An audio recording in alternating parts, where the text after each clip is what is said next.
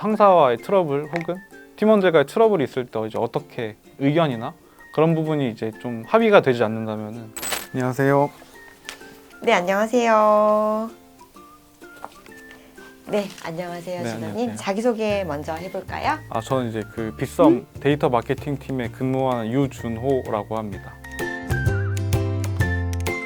데이터 마케팅을 구체적으로 설명한다면 데이터를 기반으로 해서 고객들에게 어떤 이벤트가 더 적합할지, 어떤 프로모션들이 더 좋을지에 대해서 기획을 하고 진행을 하는 업무를 하고 있고요. 고객들의 유입 경로라든지 행동 패턴들을 분석을 해서 좀 더 고객한테 좋은 서비스를 제공하려고 하는 업무를 맡고 있습니다. 중요하게 사용하는 데이터가 있을까요? 고객들의 로그 데이터를 많이 보게 되는데요. 어느 경로로 들어오고 어디서 제일 많이 머물러 있으면서 어떤 행동들을 많이 하는지 분석을 하게 되는데요. 데이터들을 바탕으로 이제 분석을 해서 프로모션들을 진행하고 있습니다. 데이터를 분석할 때 도구는 어떤 걸 사용하시나요? 보통 다른 분들도 R이나 파이썬 같은 프로그램을 많이 쓰고 있는데요. 저는 파이썬을 주로 쓰고 있고 팀원들과 이제 코드 공유나 이런 부분에서 좀 용이하다 보니까 지금 계속 사용하고 있습니다.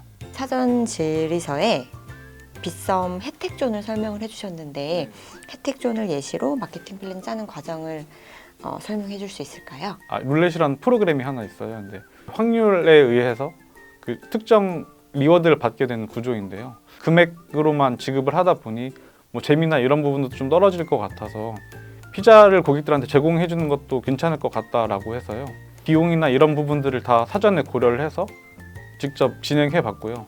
실제로 그 진행한 결과 이후에도 고객들의 지표들이 되게 좋게 나왔어서요. 치킨이나 배달의 민족 같은 다른 아이템들도 추가해서 진행하고 있습니다.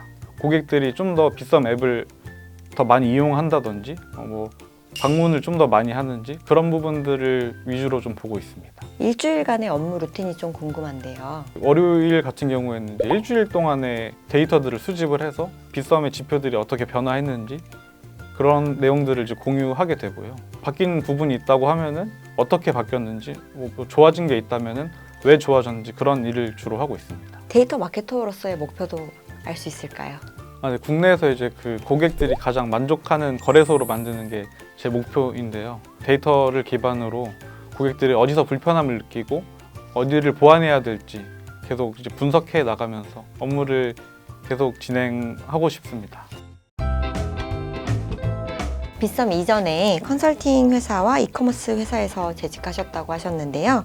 각 회사에서 어떤 일을 하셨나요? 컨설팅 회사에서는 이제 유동인구 데이터를 만들기도 하고요. 오프라인 매장 컨설팅 같은 부분도 진행해봤었고, 이제 뭐 커머스 회사 같은 경우에는 이제 뭐 딥러닝 모델을 만든다든지, 혹은 데이터베이스를 관리한다든지 그런 스케줄링 작업도 진행했었습니다. 데이터 분석 쪽으로 이렇게 관심을 갖게 된 계기가 있을까요? 대학교 3학년 때쯤에 이제 그 학교에서 데이터 쪽 관련된 강의를 개설을 해주셔서요. 다른 업무도 해보고 있었는데 이쪽 일이 좀 더 저한테 맞다고 생각이 들어서요. 그때부터 좀 더 공부를 시작하게 됐습니다. 그럼 수학과에서 데이터 분석 전문가 쪽으로 취직을 하시는 경우가 흔한가요? 보통 이제 학원에서 일을 한다든지 아니면 이제 학교 선생님 준비를 많이 하긴 했었어요. 근데 최근에는 그 수학과에서도 이런 데이터 쪽 관련된 강의가 많이 개설되고 있는 걸로 알고 있어서 조금씩 늘어나는 것 같습니다. 아무것도 없는 바탕에서 혼자서 쌓아오신 건데 데이터 분석가가 되기 위해 들으셨던 교육이라든지 땄던 자격증이라든지 이런 거를 추천해 주신다면? ADSP나 이제 뭐 빅데이터 분석가 이런 SQLD 같은 자격증들이 좀 있고요. 데이터진흥원에서 수강생들을 모집해서 이제 수업도 듣고 프로젝트 같은 것도 진행을 했었습니다. 코세라라고 해서 온라인 플랫폼이 있는데 해외 대학교에 그런 강의들을 좀 더 저렴한 가격으로 들을 수 있게 제공이 되고 있거든요. 이 자격증 어떤 자격증인지 설명해 주시겠어요? SQLD 같은 경우에는 이제 그 쿼리라고 해서 데이터를 뽑는 툴이라고 보시면 되는데요. 거기에 관련된 지식들을 테스트해보는 시험이고요. SQLD는 이제 그 데이터 분석과 관련된 뭐 머신러닝 알고리즘이나 이런 부분들에 대해서 보는 시험입니다. 데이터 관련 전문적인 경험 외에 미소양은 필요하더라. 데이터 분석가라고 하면 뭐 이런저런 알고리즘들을 실제 업무에 적용하게 될 텐데 그런 알고리즘들이 어떻게 구현이 되고 작동을 하는지 좀 더 다른 사람들한테 공유하기 위해서는 그런 이해가 좀 필요하다고 생각이 되는데요. 가장 많이 도와줄 수 있는 게 선형대 수학이라고 생각을 합니다. 데이터 전문가의 면접 방식도 궁금한데요.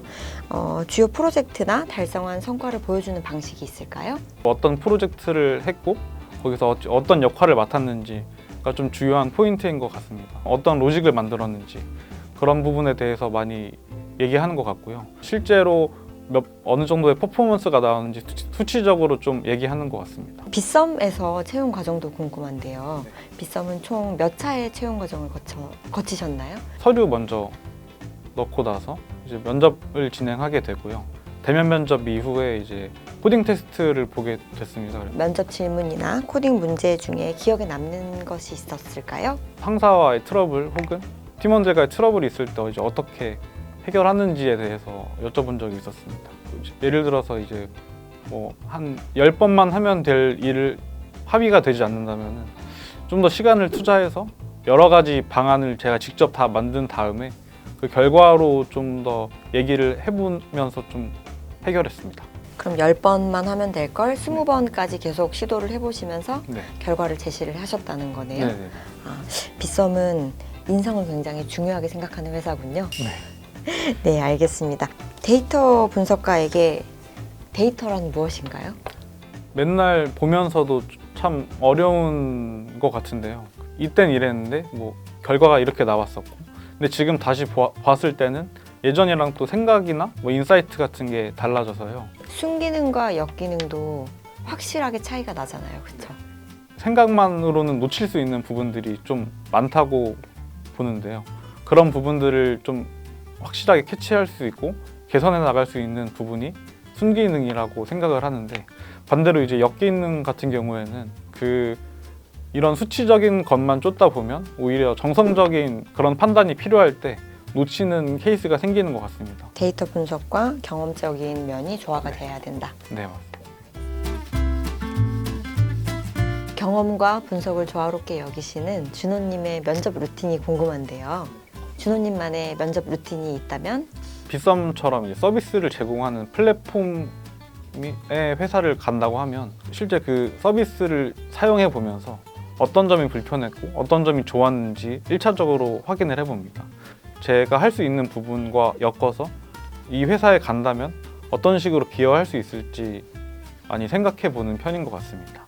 예전에 같이 일했던 분들 중에 되게 좀 존경하는 분들이 많았는데요. 그분들이라면 어떻게 답변했을지 그런 부분을 계속 생각하면서 답변을 하다 보니까 결과가 좋았던 것 같습니다. 최선을 다하는 면접이네요. 네, 알겠습니다. 그럼 여기까지 하겠습니다. 전 죄송한데 에어컨 좀 켜실 수 있나요? 땀이 너무 많이 나서. 날씨가 네. 아직도 너무 덥죠. 네. 좀 시원해진다고는 하던데.